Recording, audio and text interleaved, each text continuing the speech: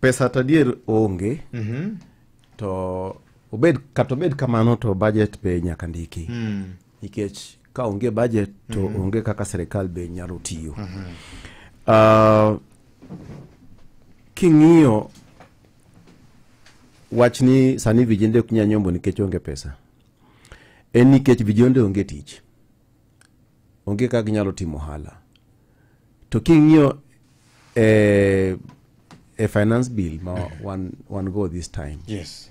Ka nitiere tax reforms mobed molosi. Okay. Mane onge e higa mokalo. Okay. To tax reforms go gin reforms madhi miyo ji otimo ohala e yo moro mayot.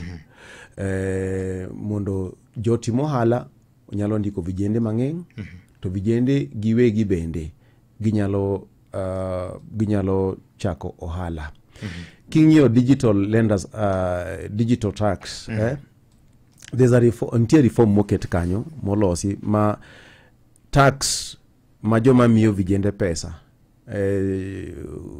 digital lenders ma miyo vijende pesa, tax gi ogoli obedo reduced.